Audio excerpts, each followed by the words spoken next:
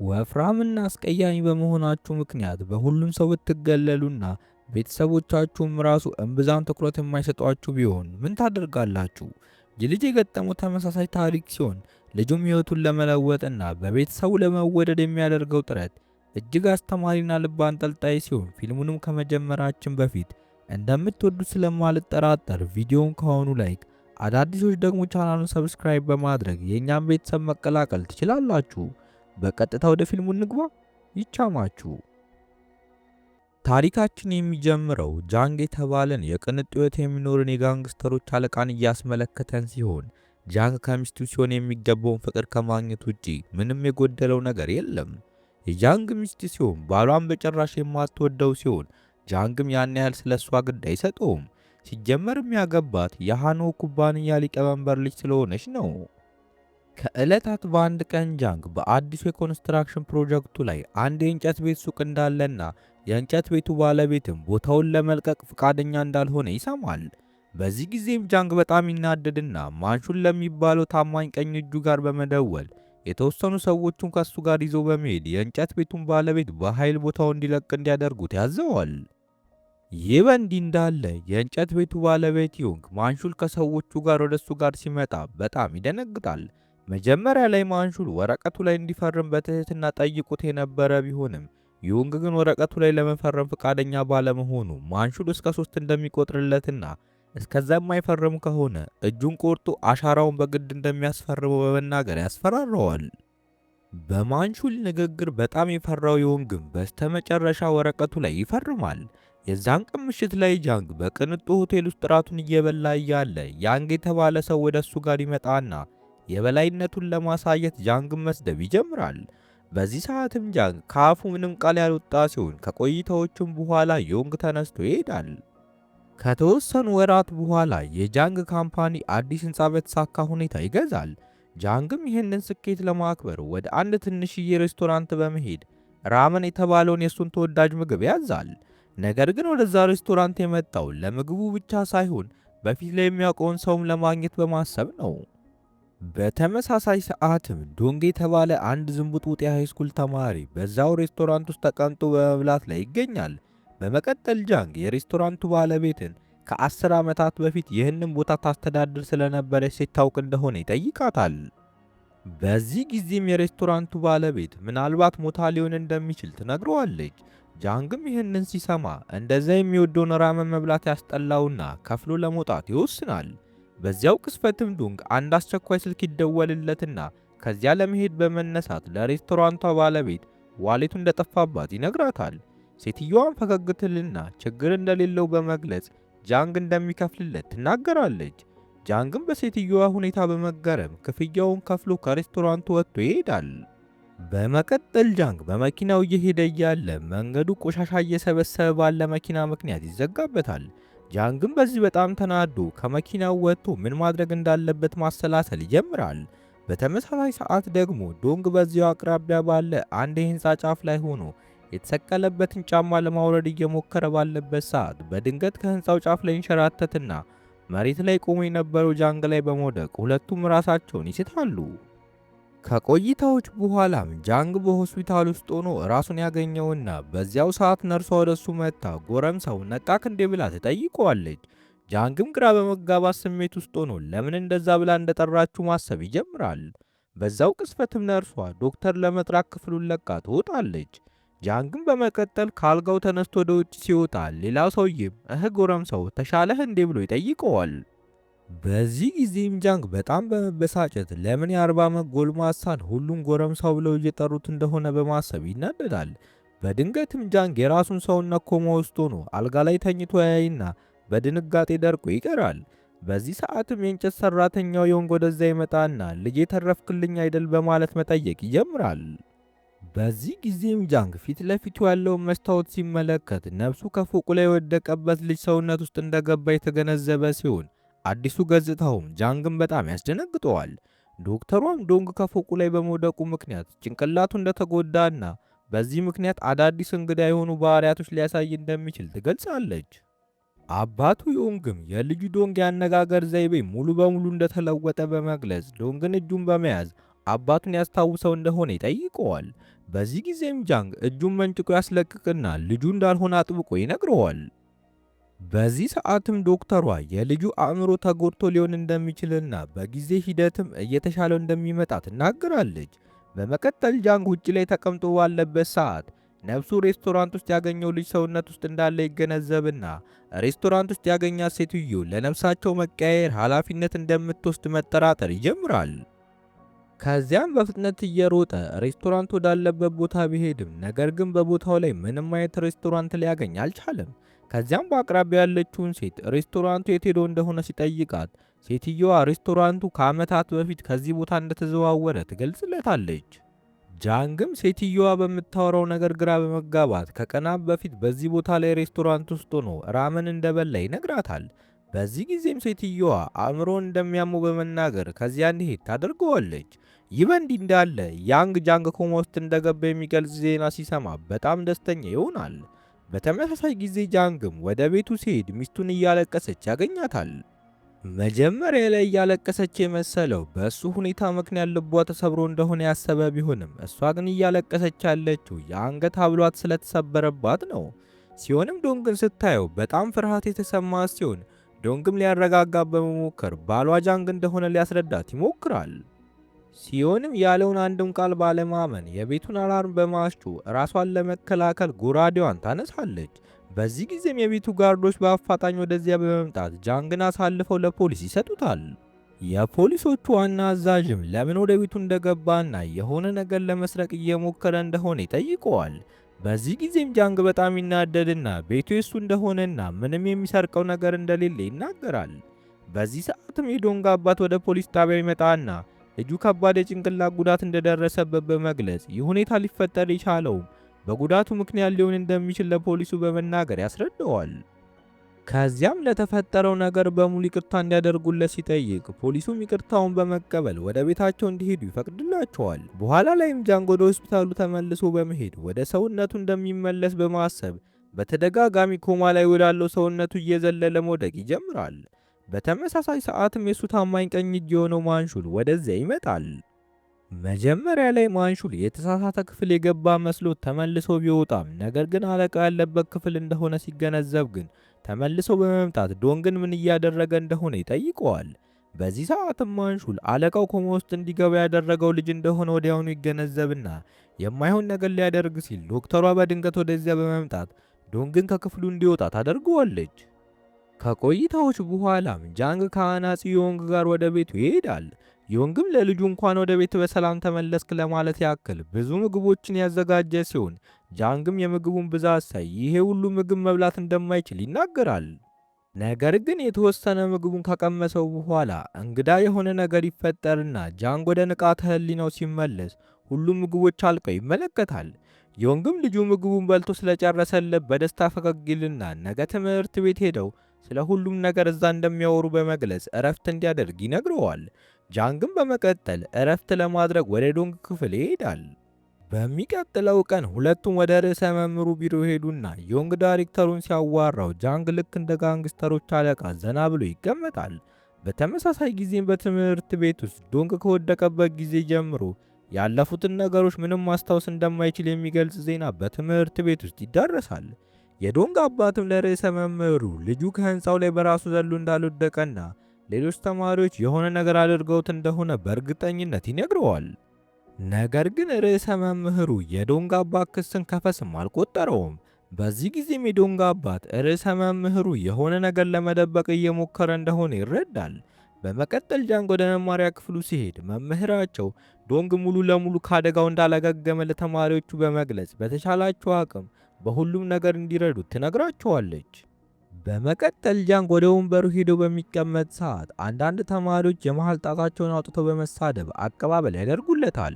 በኋላ ላይ በካፍቴሪያ ውስጥ አንድ የሴት ዱርዬዎች ቡድን ስብስብ ዩናን የተባለች ሴትን ማስፈራራት ይጀምራሉ። ከሴቶቹ መካከል አንደኛዋም በዩናን ምግብ ላይ መጠጥ በማፍሰስ እንድትበላው ታዛታለች። ዩናንም የሴት ዱርዬዎቹን በጣም ስለምትፈራቸው ያለምንም አመንታት ምግቡን መብላት ትጀምራለች። የሴት ዱርዬዎቹን በመቀጠል ምግቡን በሙሉ በዩናን ላይ ይደፉባታል። ይህንን የተመለከተው ጃንግም ልጅቷን ለብቻዋ እንዲተዋ በመግለጽ ምግቡን በሰላም መብላት እንደሚፈልግ ይናገራል። ከዚያም ያለምንም ምክንያት ሰዎችን ለምን እንደሚያሰቃዩም ይጠይቃቸዋል። በዛው ቅስፈትም ቴዎክ የተባለ ልጅ ወደዚያ ይመጣና ጃንግን መሳደብ ይጀምራል። ከዚያም በመቀጠል ጃንግን ለመምታት እጁን ሲሰነዝር መምህራቸው ወደዚያ ይመጣና እያደረጉ ያሉትን ነገር እንዲያቆሙ ያዛቸዋል። ከምሳ ሰዓት በኋላም የቅድሞቹ ተመሳሳይ ልጆች ወደ ጃንግ ጋር ተመልሰው በመምጣት ቴዎክም ዶንግ ምንም ነገር ባያስታውስም እንኳን በየቀኑ ለእነሱ በርገር ይዞላቸው የመምጣት ግዴታ እንዳለበትና የማያመጣላቸው ከሆነ ደግሞ ምት እንደሚከተለው ይነግረዋል። ጃንግም በዚህን ጊዜ ያሉትን ነገር በሙሉ አሜን ብሎ ከመቀበል ይልቅ ቴዎክን ደጋግሞ በጥፊ በመምታት ያስደነግጠዋል። ቴዎክም የዶንግን አዲስ ባህሪ ሲያይ በጣም መፍራት ይጀምራል። በዚህ ሰዓትም ጃንግ ዶንግ የሚያሰቃዩት በምክንያት ነው ወይስ እሱን ለማጥቃት ቀላል ስለሆነ እንደሆነ ይጠይቀዋል። ቴዎክም ዶንግን የሚያጠቁት ደካማ ስለሆነና ፈሪ ስለሆነ እንደሆነ ይነግረዋል። ጃንግም ይህንን ሲሰማ በጣም ይናደድና ቴዎክንም ጓደኞቹንም ጨምሮ መጥቷቸው ይሄዳል። በዚህ ጊዜም ጃንግ ኪምጄ የተባለ ሌላ ልጅ በፍርሃት እየተንቀጠቀጠ ለዱርዬዎቹ ምግብ ይዞ ሲመጣ ይመለከታል። በመቀጠል ዱርዬዎቹ ተማሪዎች ኪምጄን ወደ መጸዳጃ ቤት ይዘውት ይሄዱና እሱን መደብደብና ማስፈራራት ይጀምራሉ። ከዚያም እየተፈጠረ ያለውን ነገር ለአንድ ሰው ትንፍሽ ቢል መሞቻው እንደሆነ በመናገር ያስጠነቅቁትና በተጨማሪም እሱን ለማዋረድ በማሰብ የማይሆን ቪዲዮ ይቀርጹታል። በድንገትም ጃንግ እዛው መጸዳጃ ቤት እየተጠቀመ ስለነበር ወደ ውጭ ይወጣና ሁሉንም መጥቶ መሬት ላይ ጥላቸዋል። ከዚያም የቴዎክን ስልክ ከፍቶ ሲመለከት ዶንግ እየተንገላታ የሚያሳይ በርካታ ፎቶዎችን ይመለከታል። ጃንግም ባየው ነገር በጣም ይናደድና ቴዎክን አንድ ተጨማሪ ጥፊ አቅምሶት ስልኩን በኋላ እንደሚመልስለት በመናገር ይዞት ይሄዳል። ከቆይታዎች በኋላም ወደ ቤት ተመልሶ በስልክ ውስጥ ያሉትን ፋይሎች በጥንቃቄ መመልከት ይጀምራል። በዚህ ሰዓትም ዶንግ አደጋ የተፈጠረ ቀን ሲሰቃይ የሚያሳይ ቪዲዮ ያገኛል። በቪዲዮ ላይም ዱርዬዎቹ የዩናንን ጫማ አንቴናው ላይ ሰቅለውባት ዶንግም በህንፃው ጠርዝ ላይ በመሄድ ጫማውን እንዲያወርድላት ያዙታል። ዶንግም ዩናንን ለመርዳት በማሰብ በህንፃው ጫፍ ላይ እየሄደ ባለበት ሰዓት ሚዛኑን መቆጣጠር ያቅተውና በጃንግ ላይ በመውደቅ አሁን ላለበት ሁኔታ እንዲዳረግ ያደረጉት ሲሆን ጃንግም በስተመጨረሻ የተፈጠረውን ነገር በሙሉ ይረዳል። ይህ በእንዲህ እንዳለ የቴዎክ ቡድን መሪ ቴዎክንና ጓደኞቹን ከስልኩ ላይ ቪዲዮን ባለማጥፋታቸው በጣም ተናዶባቸው ቅጥቅጥ ያደርጋቸዋል። በዚህ ሰዓትም ጃንግ ወደዚያ ይመጣና የቡድኑ መሪ በመጋፈጥ የቪዲዮ ሌላ ቅጂ እንዳለው በመግለጽ ስልኩን ይመልስለትና ችግር እንዲገጥመው የማይፈልግ ከሆነ ከሱ እንዲርቅ ይነግረዋል። ይህንን ከተናገረም በኋላ ኪምጄን ይዞ ከስፍራው ላይ ይሄዳል። በሌላ በኩል የጃንግ ሚስት ሲሆን የባሏን ኮማ ውስጥ መግባት አጋጣሚ በመጠቀም ከሌላ ወንድ ጋር ቺት እያደረገች እያለ ያንግ ከየት እንደመጣ ሳይታወቅ ወደዚያ ይመጣና ሁለቱ አንድ ላይ ሆኖ ሲማግጡ የሚያሳይ ፎቶ እንዳነሳቸው በመናገር የሚለውን ነገር የማታደርግ ከሆነ ፎቶዎቹን ለሊቀመንበሩ አባቷ እንደሚልከው ይነግራታል። የጃንግ ሚስት ሲሆንም መለፍለፉን እንዲያቆምና በቀጥታ ወደ ጉዳዩ እንዲገባ በእርጋታ በመናገር የሚፈልገው ምን እንደሆነ ትጠይቀዋለች። ይህ በእንዲህ እንዳለ ጃንግ ኮማ ውስጥ ወዳለው ሰውነቱ ሲሄድ ታማኝ አገልጋዩ ማንሹል ቁጭ ብሎ ሲጠብቀው ይመለከታል። በዚህ ሰዓት ማንሹልም ጃንግን ያየውና ወደ አለቃው ጋር በተደጋጋሚ መምጣት እንዲያቆም ይነግረዋል። ጃንግም ያለውን ከሰማ በኋላ የሽሮ መብያውን መጥቶት ረጋ ብሎ እውነታውን መናገር ይጀምራል። ከዚያም አለቃው እሱ እንደሆነ በመግለጽ ማንሹል እንዲያምነው ብሎ እሱና ማንሹል ብቻ የሚያውቁትን ነገር ይነግረዋል።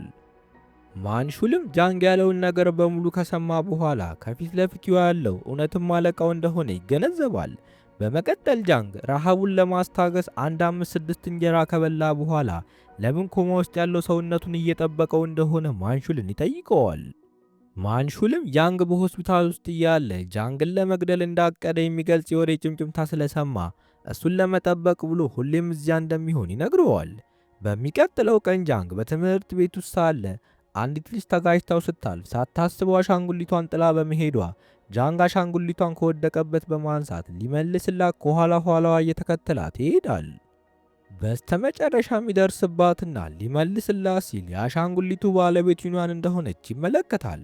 በዚህ ሰዓትም ዩናን የምርም የማስታወስ ችሎታውን አጥቶ እንደሆነና እሷንስ ያስታውሳት እንደሆነ ትጠይቀዋለች። እያወሩ እያለም በድንገት የዩናን እናት ወደዚያ ትመጣለች። ጃንግም ልክ እንዳያት በጣም የደነገጠ ሲሆን ምክንያቱም ደግሞ ሲፈልጋት የነበረችው የመጀመሪያ ፍቅሩ ሚሳን ስለሆነች ነው። ሚሳንም በደስታ ሰላምታ ከሰጠችው በኋላ በጣም እንዳደገ ትነግረዋለች። ጃንግ በመቀጠል እዚህ ምን እየሰራች እንደሆነ ሚሳንን ይጠይቃታል። ሚሳንም በስሟ ስለጠራት እየወቀሰችው በቀልድ መልክ እየመታች ከቦታው ላይ ታባርረዋለች። ጃንግ በመቀጠል ከሚሳን ጋር ያሳለፋቸውን ጥሩ የፍቅር ጊዜያትን እያስታወሰ ዩናን የሚሳን ልጅ ከሆነች አባቷ ማን ሊሆን ይችላል በማለት ትልቅ ጥርጣሬና ጭንቀት ውስጥ ይገባል። ጥርጣሬውን ለማረጋገጥም ከዩናን ላይ አንድ የፀጉር ዘለላ በመውሰድ የዲኤንኤ ምርመራ እንዲደረግ ይልካል። የዲኤንኤ ምርመራው ሲመጣም በተማሪዎች ሁሉ የምትሰቃየው ልጁ እንደሆነች ይገነዘባል። በሚቀጥለው ቀን የባለፈው ሴት ዱርዬዎች ዩናንን ሊፕስቲካችንን ሰርቀሻል በማለት እያዋከቧት ቦርሷን በግድ ለመበርበር ይሞክራሉ። ጃንግም ይህንን ሲያይ በጣም ይናደድና በመሃል ጣልቃ በመግባት ሊፕስቲኩን ለስራ ፈልጎት እሱ እንደሰረቀባቸው ነገር ግን ምንም ስላልወደደው እንደጣለው በመናገር ዩናንን ከገባችበት ችግር ይጠብቃታል። ይሁን እንጂ በተፈጠረው ነገር ልጁ ዩናን ስታለቅስ ሲያያት በጣም ይናደድና የሴት ዱርዬዎቹን ፎቶ ለማንሹል በማሳየት አጥንታቸውን በመሰባበር ከባድ ትምህርት እንዲሰጣቸው ያዘዋል። ማንሹል ግን ሴቶቹ ገና ልጆች እንደሆኑና ለእነሱ እንደዚ አይነት ቅጣት መስጠት ተገቢ እንዳልሆነ በመግለጽ ሌላ አመፅ መፍጠር መፍትሄ እንዳልሆነ ይነግረዋል። ከዚያም ዩናን ይህንን ችግር በራሷ መጋፈጥ እንዳለባትም ይገልጽለታል። ጃንግም ይህንን በመገንዘብ ሚሳንን ለመጋፈጥ ይሄዳል። ሚሳን ዶንግ የመጀመሪያ ፍቅሯን የጃንግን ነፍስ በሰውነት ውስጥ እንደያዘ የምታውቀው ምንም ነገር የለም። ጃንግም እየተፈጠረ ስላለው ነገር እንዳለ በመግለጽ መምህራኖቹም ቢሆኑ እየተፈጠረ ያለውን ነገር ቢያውቁ ምንም እያደረጉ እንዳልሆነ ይነግራታል። ሚሳንም ያለውን ነገር ስትሰማ በጣም በመጨነቅ ምን ማድረግ እንዳለባት ግራ ይገባታል። ከዚያም ልጇና እሷ እያሳለፉ ያሉትን ነገር በመግለጽ ጃንግን ትወቅሰዋለች። በዚህ ጊዜም በትምህርት ቤት ውስጥ ያለውን ሁሉንም ነገር እሱ እንደሚቆጣጠረው ይነግራታል። ይህ በእንዲህ እንዳለ የጃንግ ሚስት ሲሆን ከያንግ ጋር ለመተባበር በመወሰን ወደ ሊቀመንበር አባቷ ጋር በመምጣት ጃንግ ብዙ የገንዘብ ማጭበርበሮችን እንደፈጸመ በመግለጽ የያዘችውን የውሸት ማስረጃ ትሰጠዋለች። በሌላ በኩል ጃንግ ልጁ ዩናንን ለመጠበቅና ዶንግን ጥንካሬውን እንዲያገኝ ሊረዳው በመወሰን በጂም ውስጥ በቁም ነገር ልምምድ ማድረግ ይጀምራል። ሚሳንም ልጇ ዩናንን አብራው ልምምድ እንድታደርግ ወደ ጂሙ ትልካታለች። መጀመሪያ ላይ ዩናን ሐሳቡ እንዳልወደደችውና መፋለም መልመድ እንደማትፈልግ በመናገር ልትሄድ ስትል ማንሹል መጥቶ ያስቆማታል። ከዚያም ማንሹል ሁለቱንም በደንብ ማሰልጠን ይጀምርና በጥቂት ጊዜ ውስጥ ዩናን ጎበዝ ተፋላሚ ትሆናለች። በተመሳሳይ መልኩ ደግሞ ጃንግ ውፍረቱን ቀንሶ የሚገርም አቋም ይኖረዋል። ወደ ትምህርት ቤት በሚመለስበት ጊዜም ሁሉም በጃንግ አዲስ አቋም በጣም በመገረም ከሴቶቹ አልፎ ወንዶቹ ማፍጥጠው ይመለከቱታል። ከትምህርት በኋላ ጃንግም ከዩናን ጋር ወደ ቤታቸው ሲሄድ የልጁን የህፃንነት ፎቶዎች ያይና ለማስታወሻ እንዲሆነው በማሰብም አንደኛውን ፎቶ በስልኩ ያነሳዋል። ይህ በእንዲህ እንዳለ የዶንግ አባት ከአድካሚ ቀን ውሎ በኋላ የሰራበትን ደሞዝ ተቀብሎ ወደ ቤቱ እየሄደ ሳለ የተወሰኑ ዱርዬዎች ከበው ያስቆሙታል። የዶንግ አባትም ከ2 ዓመታት በፊት ብር ተበድሯቸው ባለመክፈሉ እየደበደቡት ገንዘባቸውን እንዲመልስ ይነግሩታል። በዚህ ሰዓትም ጃንግ ወደዛ ይደርስና የዶንግ አባትን ለመከላከል ለመደባደብ ቢሞክርም ዱርዬዎቹ ግን በቁጥር ይበልጡ ስለነበር ሁለቱንም አሳራቸውን ያበሏቸዋል። ከዚያም የወንበዴዎቹ መሪ በአንድ ሳምንት ውስጥ የተበደረውን 8 ሚሊዮን ዋን እንዲመልስ በማስፈራራት ቦታውን ለቀው ይሄዳሉ። እነሱ ከሄዱ በኋላም ጃንግ የዶንግ አባት ራሱ እንደ ሳተ ይመለከታል። ከቆይታዎች በኋላ ማንሹል ለብቻው ወንበዴዎቹ የተደበቁበት ቦታ በመሄድ እያንዳንዳቸውን ዋጋቸውን ይሰጣቸዋል። ከዚያም የዶንግ አባት ከ2 ዓመታት በፊት የተበደረው 5 ሚሊዮን ዋን እንደሆነ ያስታውሳቸውና የወለድ መጠኑ እንዲቀንሱለት አለበለዚያ ግን ሊከተላቸው የሚችለውን ነገር በመናገር ሲያስፈራራቸው በፍርሃት የተዋጠ የወንበዴዎቹ መሪ ወዲያውኑ በሐሳቡ ይስማማል። ይህ በእንዲህ እንዳለ ጃንግ ለዶንግ አባት ሾርባ ይሁን ምን ይሁን የማላቀውን ምግብ ማዘጋጀት ይጀምራል። ቡላ ነው መሰለኝ ነገር። የዶንግ አባትም ልጁ ሲንከባከበው ሲያይ ልቡ በጣም የተነካ ሲሆን በመቀጠልም የወንበዴዎቹ መሪ የዕዳውን መጠን እንደቀነሰለት በደስታ ለልጁ ይነግረዋል። በሚቀጥለው ቀን ጃንግ በኩራት የልጁን ፎቶ እየተመለከተ እያለ የሴት ዱርዬዎቹ እንደገና ዩናንን ለማሰቃየት ወደ እሷ ጋር ይመጣሉ። በዚህ ዙር ግን ዩናን ያለምንም ምህረት እያንዳንዳቸውን ዋጋቸውን በመስጠት ከዚህ በኋላ አጠገቧ ዝር እንዳይሉ በመናገር ታስጠነቅቃቸዋለች። ጃንግም ይህንን ሲያይ ልጁ እንደሱ ጠንካራ ስለሆነችለት በጣም ደስ ይሰኛል። በኋላ ላይም ወደ ዩናን እናት ሚሳን ሬስቶራንት በመሄድ በትምህርት ቤት ውስጥ የተፈጠረውን ነገር በሙሉ ይነግራታል። ሚሳንም በሰማችው ነገር በጣም ደስተኛ በመሆን ራመን አቅርባ እንዲበላ ትነግረዋለች። ከዚያም ራመን ሲበላ ስታየው የዩናንን አባት እንደሚያስታውሳት ትነግረዋለች። ከቆይታዎች በኋላ ሚሳን ወደ ሬስቶራንቱ ለመጡት እንግዶች ምግብ ስታቀርብ አንደኛው ሰውዬ ቂጧን በመምታት ተንኮስ ያደርጋታል። ጃንግም ይህንን ሲያይ በጣም ይናደድና ወደ ሰውየው በመሄድ ምን እያደረገ እንደሆነ በመጠየቅ የጦፈ ክርክር ውስጥ ይገባሉ። በዚህ መሃልም በንግግር መግባባት ስላልቻሉ ወደ ጠብ ውስጥ ይገቡና ጃንግ ሚሳንን ወደ ኪችን እንድትገባ በማድረግ ሰዎቹን አንድ በአንድ ሂሳባቸውን ይሰጣቸውና አንደኛውን ይዞ እንዴት ብትደፍር ነው ሚስቴን የምትነካው በማለት በኃይል ይመተዋል። በዚህ ጊዜ ሚሳን ጃንግ በዚሁ ከቀጠለ ሰውየውን ይገድለዋል ብላ በመፍራት ወደዚያ መታ ጃንግን ታስቆመዋለች። ከዚያም ጃንግ በትክክል ማን እንደሆነ ማወቅ እንደምትፈልግና ለምን አስሬ ሚስቴ እያለች ጠራት እንደነበር ትጠይቀዋለች። ጃንግም በመቀጠል ባሏ እንደሆነና ነፍሱ የዚህ ልጅ ሰውነት ውስጥ እንደተጠመደች ይነግራታል። ነገር ግን ሚሳን የሚያወራው ምንም ነገር ልታምነው አልቻለችም። በዚህ ጊዜም ጃንግ እንድታምነው ለማድረግ እሱና እሷ ብቻ ስለሚያውቁት ሰውነቷ ላይ ስላለ ነገር ይነግራታል። ሚሳንም ይህንን ስትሰማ በጣም የደነገጠች ሲሆን ይበልጥ እርግጠኛ መሆን ስለፈለገች ግን ለመጀመሪያ ጊዜ የት እንደተገናኙና የተለያዩትስ የት እንደሆነ ትጠይቀዋለች። ጃንግም እያንዳንዱን ጥያቄዎች በትክክል በመመለስ ለምን ለመጨረሻ ጊዜ በተገናኙ ሰዓት እርጉዝ እንደሆነች እንዳልነገረችው ይጠይቃትና እርጉዝ እንደሆነች ቢያውቁ ኖሮ መቼም ጥሏት እንደማይሄድ ይነግራታል። ሚሳንም በዚህ ጊዜ ልጁ በእርግጥ ጃንግ እንደሆነ ትገነዘብና ከዛ ሁሉ ጊዜ በኋላ ለምን አሁን ተመልሶ እንደመጣ ትጠይቀዋለች።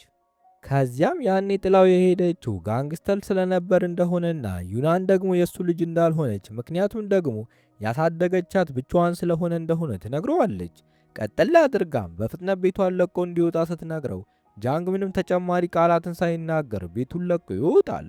ጃንግ ከሄደ በኋላ ሚሳን ከሱ ጋር የነበራትን የመጨረሻ ጊዜ ማስታወስ ትጀምራለች። የዛን ዕለት ሚሳን እውነቱን ልትነግረው አቅዳ የነበረ ቢሆንም ጃንግ ግን የሊቀመንበሩን ልጅ ለገንዘብ ብሎ ሊያገባ ስለነበር መጀመሪያውኑን ትቶታል። ሚሳንም ይህንን መከዳት ስታስታውስ ንዴቷ ይበልጥ ይጨምራል።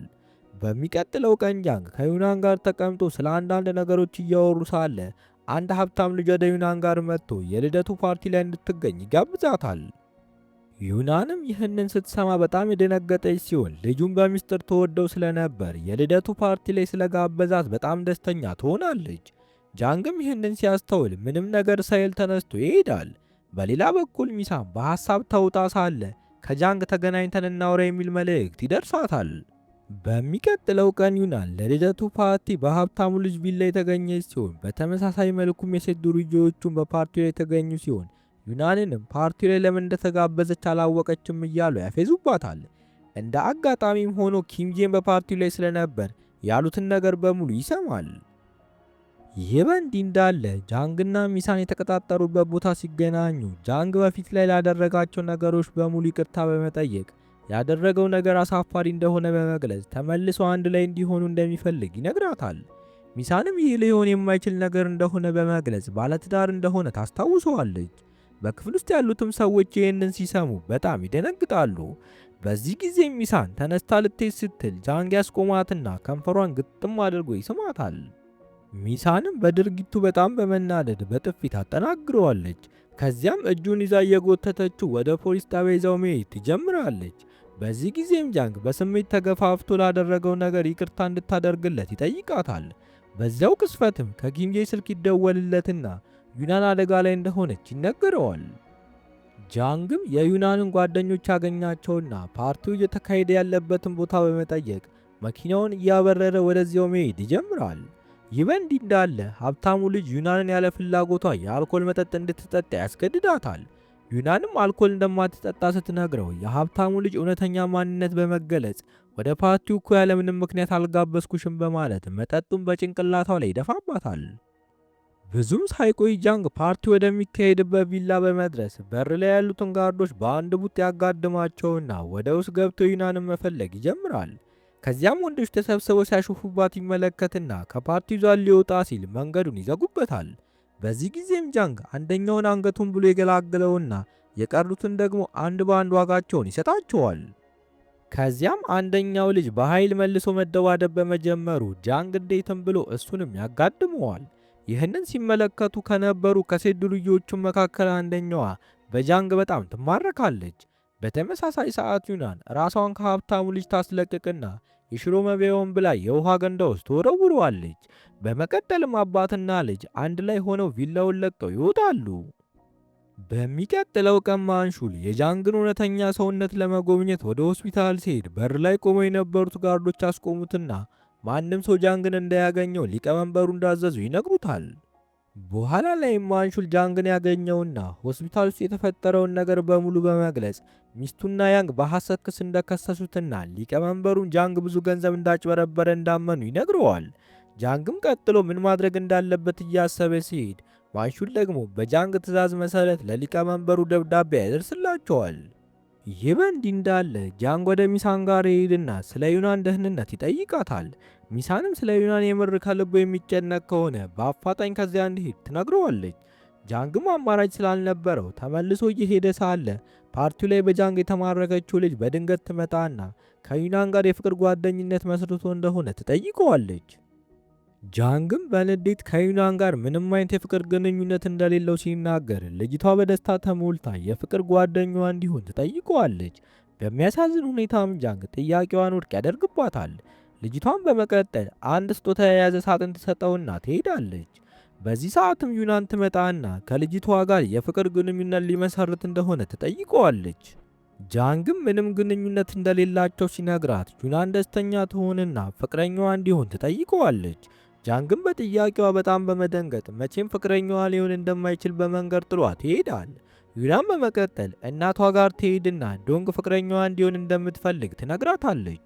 ሚሳንም ዶንግ የጃንግን ነፍስ እንደያዘ ስለምታውቅ መቼም ሊሆን የማይችል ነገር እንደሆነ በመናገር ከሱ እንድትርቅ ታዛታለች።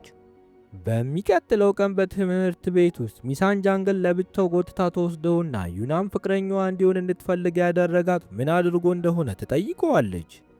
ጃንግም ምንም እንዳላደረገና ጓደኛ ማቾች ብቻ እንዲሆኑ እንደሚፈልግ ሲነግራት ሚሳን በጣም በመናደድ እስከ ወዲያኛው ከህይወታቸው እንዲወጣ ትነግረዋለች።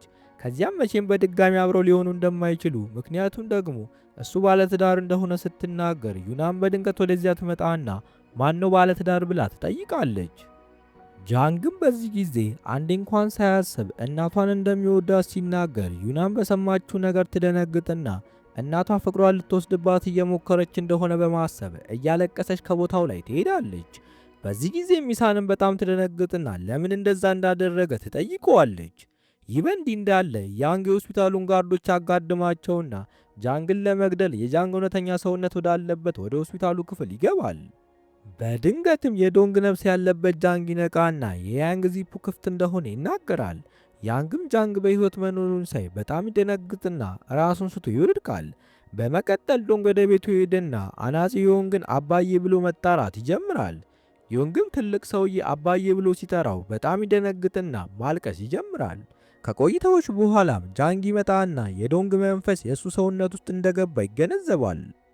ከዚያም ዶንግን ለማረጋጋት በማሰብ አንድ ቡጤ ያቀምሰውና ረጋ ማለት ሲጀምርም አባትና ልጅን አንድ ላይ ያስቀምጧቸው እየተፈጠረ ያለውን ነገር አንድ በአንድ ያስረዳቸዋል። መጀመሪያ ላይ ዶንግ አባት እየተናገረ ያለውን ነገር ምንም ያላመነው ቢሆንም በኋላ ላይ ግን ሁሉንም ነገር በእርጋታ መስማት ሲጀምር ጃንግ እውነታውን እየተናገረ እንደሆነ ይረዳል። ጃንግ በመቀጠል ዶንግን ከልቡ ዩናንን የወዳት እንደሆነ ይጠይቀዋል። ከዚያም የምር የሚወዳት ከሆነ ከእሷ ጋር እንዲቀራረቡ እንደሚረዳው ይነግረዋል። ይህ በእንዲህ እንዳለ የጃንግ ሚስት ሲሆን ያንግ ጋር በመደወል ጃንግን ለመግደል ያደረገው ሙከራ ስላልተሳካለት በንዴት ተወቅሰዋለች። ያንግም ሰዎቹ እየፈለጉት እንደሆነ በመናገር በቅርቡ እንደሚያገኙት ያረጋግጥላታል። ልክ በዚያው ሰዓትም አንደኛው የያንግ ሰው በመምጣት ጃንግ ያለበትን ቦታ እንዳገኙት ይነግረዋል። በተመሳሳይ ጊዜ ጃንግ ከዶንግ ጋር አንድ ላይ በመሆን ወደ ሚሳን ጋር እንደገና ይሄዳል። በዚህ ጊዜም ዶንግ ጃንግን በመምሰል ከሚሳን ጋር ለማውራት ይሞክራል። ጃንግም ለሚሳን ነፍሳቸው ወደ ትክክለኛው ሰውነታቸው እንደተመለሰ በመናገር ይዋሻታል። ዶንግም የጃንግን ትዕዛዝ በመከተል ሚሳንን ይቅርታ መጠየቅ ይጀምራል። በዚህ ሰዓት ግን በድንገት ያንግ ከግብረ አበሮቹ ጋር ወደዚያ ይመጣል። የጃንግን ሰውነት የተላበሰው ዶንግም ይህንን ሲያይ በፍርሃት ማልቀስና መንቀጥቀጥ ሲጀምር ሚሳን ወዲያውኑ እየተካሄደ ያለውን ነገር ትረዳለች። ጃንግ በመቀጠል ዶንግንና ሚሳንን ወደ ኪችን እንዲገቡ ያደርጋቸውና ዶንግም ሚሳንን በደንብ እንዲጠብቃት በማዘዝ ያንግና ግብረአበሮቹን ለመጋፈጥ ተመልሶ ይወጣል። ያንግ ግብረአበሮችም ጃንግ ተራ የሃይስኩል ተማሪ መስሏቸው ንቀውት የነበረ ቢሆንም ጃንግ ግን እያንዳንዳቸውን ዋጋቸውን ይሰጣቸዋል። በዚህ ጊዜም ያንግ በጣም በመናደድ ኃይለኛ ተፋላሚውን ቢልከውም ጃንግ ግን ትንሽ ከታገለው በኋላ እሱንም ሂሳቡን ይሰጠዋል። ያንግም ይህንን ሲመለከት በጣም በመበሳጨት በፍጥነት የጃንግ ጉሮሮ ላይ ጩቤ በመቀሰር እጅ እንዲሰጥ ይጠይቀዋል። በዚህ ሰዓትም ሚሳን ከኪችኑ ሲሊንደርና ላይተር ይዛ በመውጣት ሲሊንደሩን ትከፍተውና እስከ 3 እስክትቆጥር ድረስ ቤቱን ለቀው የማይወጡ ከሆነ ላይተሩን ለኩሰው ሁሉም አንድ ላይ እንደሚያልቁ በመናገር ታስፈራራቸዋለች።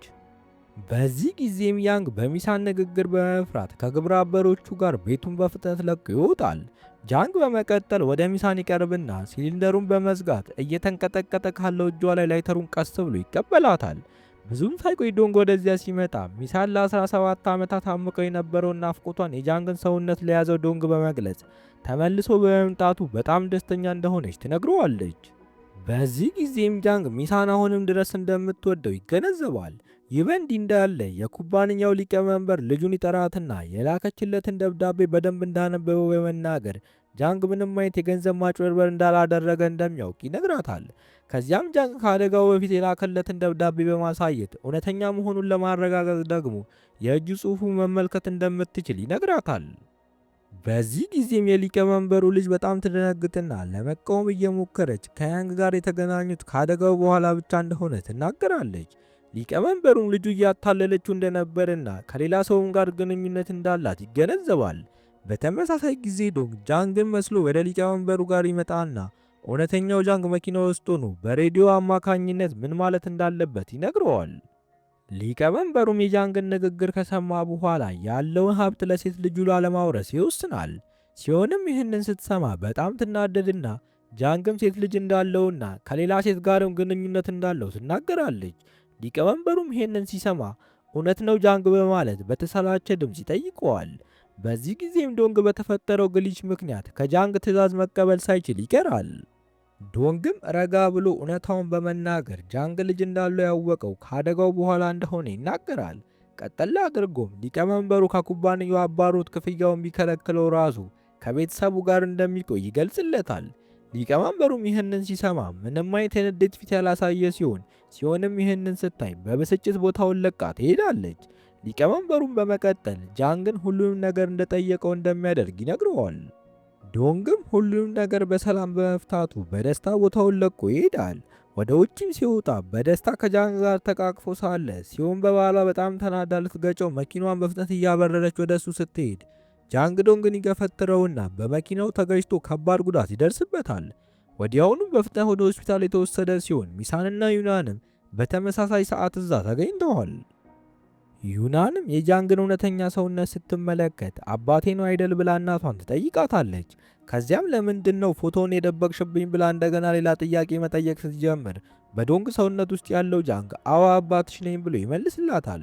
ዩናንም እየሆነ ባለው ነገር ግራ ተጋብታ በጣም በመጨነቅ እናቴ ጓደኛዬን አግብታ ነው እንዴ ብላ ራሷ መጠየቅ ትጀምራለች። እንዲህ እያሉ እያወሩ ሳለ ጃንግ ራሱን የሳተ ሲሆን በጃንግ ሰውነት ውስጥ ያለው ዶንግም በተመሳሳይ ሰዓት ራሱን ስቶ ይወድቃል። ብዙም ሳይቆይ ጃንግ በቀዶ ጥገና ክፍል ውስጥ ከሰመመኑ ይነቃል። ከዚያም አደጋው ከመፈጠሩ በፊት ሬስቶራንት ውስጥ ያገኛትን ሴትዮ ፊት ለፊቱ ቆማ ይመለከትና በነርስ መቀያየር ውስጥ እንደተሳተፈች ይገነዘባል። ሴትዮዋን በመቀጠል ጃንግን እረፍት እንዲያደርግና እንዲተኛ ትነግረዋለች። ከዚያም እንደ ቀልድ 6 ወራት ያልፉና የዶንግ ነፍስም ወደ ትክክለኛ ሰውነቱ በመመለሱ ወደ ትምህርት ገበታው ይመለሳል። ሁሉም ተማሪዎችም ዶንግ ወደ ትምህርት በመመለሱና የትምህርት ቤቱን ሕጎች እንደ አዲስ በመቀየሩ በጣም ደስተኛ ይሆናሉ። ይህንንም ተከትሎ ዶንግና ዩናን የትምህርት ቤቱ አዲስ ጀግኖች ይሆናሉ። ይህ በእንዲህ እንዳለ አመፀኛው ያንግ በፖሊስ ቁጥጥር ስር የዋለ ሲሆን ጃንግም የጋንግስተር ሕይወቱን በመተው ሕይወቱን እንደ አዲስ ከሚሳን ጋር መኖር ይጀምራል። በዚህ አዲስ ጉዞ ላይ ማንሹልና ናዚ ዮንግም ተቀላቅለውታል። ጃንግም ለዓመታት ከናፈቀው ቤተሰቡ ጋር በደስታ ሕይወቱን እንደ አዲስ ሲመራ እየተመለከትን ታሪካችንን እናጠናቅቃለን።